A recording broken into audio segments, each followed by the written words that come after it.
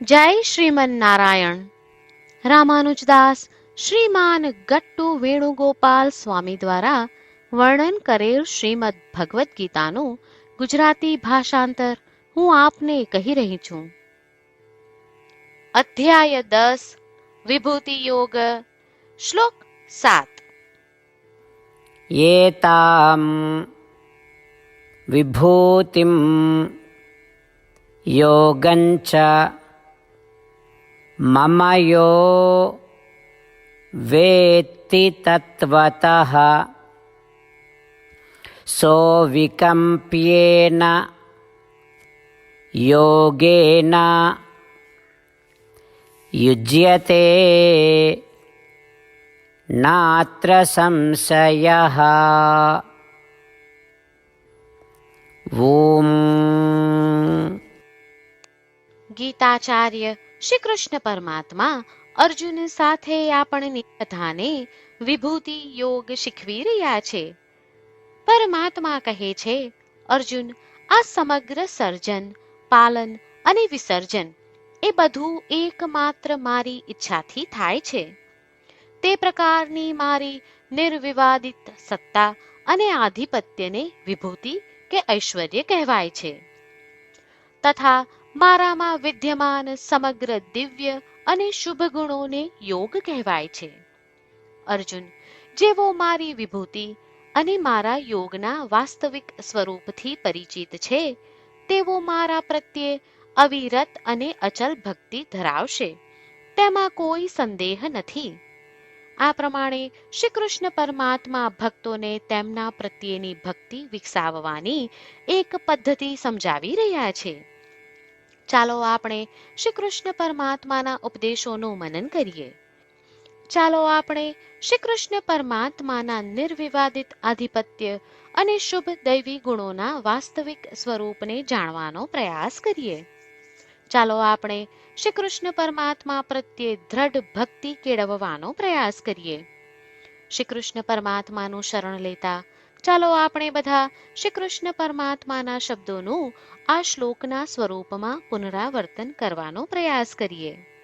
એતામ વિભૂતિમ યોગંચ મમ યો વેત્તિ તત્વતઃ સો વિકમ્પ્યેન યોગેન યુજ્યતે નાત્ર સંશયઃ. શ્રીમન્નારાયણ કરિષ્યે વચનમ તવ. સર્વં શ્રીકૃષ્ણાર્પણમસ્તુ. જય શ્રીમન્નારાયણ. શ્રી કૃષ્ણ પરમાત્માએ આખી ભગવદ્ ગીતાનો સાર અધ્યાય 18ના શ્લોક 65 થી 70માં 8 ઉપદેશ દ્વારા કહ્યો છે. શ્રી કૃષ્ણ કહે છે, જે મારા આ 8 ઉપદેશ અનુસરે છે તે મને પ્રિય છે. એ સર્વે ભક્તોનું હું બધી જ રીતે રક્ષણ કરીશ. શ્રી કૃષ્ણ પરમાત્મા પાસેથી આખી ભગવદ્ ગીતા સાંભળ્યા પછી અર્જુન કહે છે, કરિષ્યે વચનમ તવ. એટલે, કૃષ્ણ, હું તમારી આજ્ઞાનું પાલન કરીશ, તમે કહો છો એમ કરીશ. અને આથી જ શ્રી કૃષ્ણએ દરેક પ્રકારના યશ અને વિજય અર્જુનને આપ્યા છે. તો ચાલો આપણે પણ પરમાત્માને 8 વાતો પાળવાનું વચન આપીએ. પરમાત્માને આપેલા વચનથી મોટી કોઈ પૂજા, તપ કે યજ્ઞ નથી. 8 પ્રતિજ્ઞાઓ જે આપણે લેવી જોઈએ તે હું હવે કહું છું. આપ સૌ પણ એનો મન અને હૃદયથી વિચાર કરો. આ રીતે શ્રી કૃષ્ણને વચન આપતી વખતે આપણે સૌ શ્રી કૃષ્ણની હસતી મુખમુદ્રાનો મનમાં વિચાર કરીએ અને પરમ આનંદનો અનુભવ કરીએ. જય શ્રીમન્નારાયણ. આપણા 8 વચનો આ પ્રમાણે છે. આપણું પહેલું વચન, હે શ્રીમન્નારાયણ, તમારા ઉપદેશ પ્રમાણે હું હંમેશા તમારું ધ્યાન અને ચિંતન કરીશ.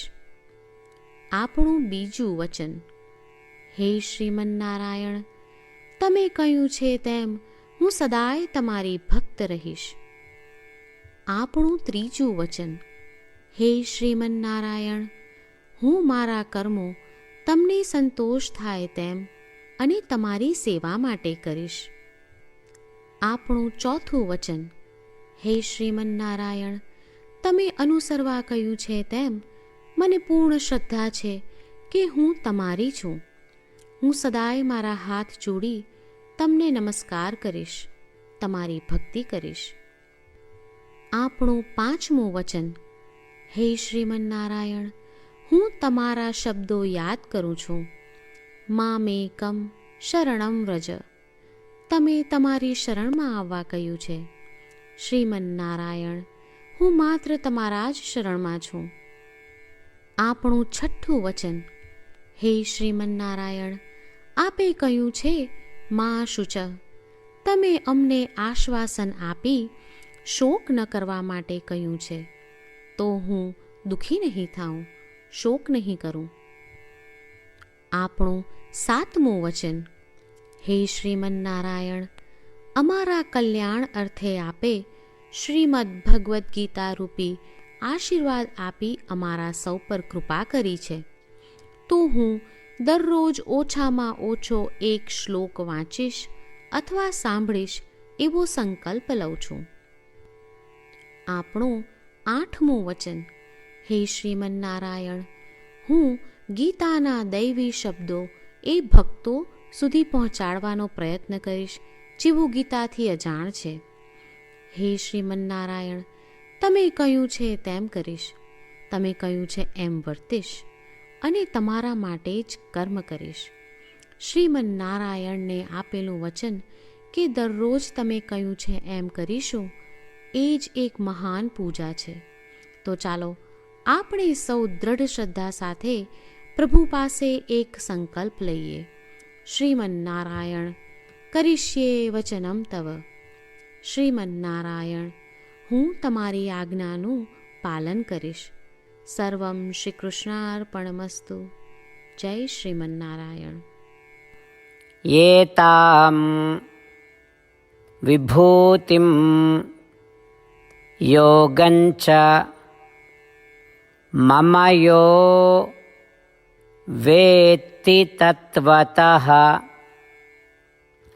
સોવિકમ્પ્યેન યોગેન યુજ્યતે નાત્ર સંશયઃ. ઓમ એતામ વિભૂતિમ યોગંચ મમ યો વેત્તિ તત્વતઃ સોવિકમ્પ્યેન યોગેન યુજ્યતે નાત્ર સંશયઃ. શ્રીમન્નારાયણ,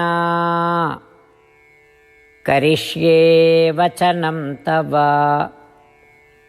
સર્વં શ્રીકૃષ્ણાર્પણમસ્તુ. જય શ્રીમન્નારાયણ. જય શ્રીમન્નારાયણ. તમામ ભક્તોને ખાસ વિનંતી, આપણા જીવનની દરેક બાબતોમાં આપણે તાત્કાલિક અને અસરકારક પરિણામો ઈચ્છીએ છીએ. આ પ્રાપ્ત કરવા માટે ચાલો દરરોજ 1 મિનિટ ફાળવીએ અને નારાયણાસ્ત્રમ વાંચીએ. નારાયણાસ્ત્રમ મેળવવા માટે તેની વેબસાઇટ જે www.narayanaastram.org છે તેના પર જાઓ અને રજિસ્ટ્રેશનમાં તમારું નામ અને ઈમેલ આપો. તમે આપેલા ઈમેલ પર તમને નારાયણાસ્ત્રમ PDF પ્રાપ્ત થશે. PDFમાં રામાયણનો 1 શ્લોક, ગીતાનો 1 શ્લોક અને એક વિષ્ણુ નામ છે. આ 3ને નારાયણાસ્ત્રમ કહેવામાં આવે છે. દરેક વ્યક્તિને આ શ્લોકોનું અલગ અલગ સંયોજન પ્રાપ્ત થાય છે. જ્યારે દરેક વ્યક્તિ 24,000 ભક્તો સાથે તેમના નારાયણાસ્ત્રમને દરરોજ વાંચે છે અથવા સાંભળે છે, ત્યારે સમગ્ર રામાયણનું 1 વાર પારાયણ, શ્રીમદ્ ભગવદ્ ગીતાનું 33 વાર પારાયણ અને વિષ્ણુ સહસ્ત્ર નામનું 24 વાર પારાયણ રોજ પૂર્ણ થાય છે. આ એક અદ્ભુત અને અસાધારણ પરિણામ છે. તેથી તમે અને તમારા પરિવારના સભ્યો તરત જ વેબસાઇટ પર જાઓ અને તમારું નારાયણાસ્ત્ર મેળવો. જય શ્રીમન્નારાયણ.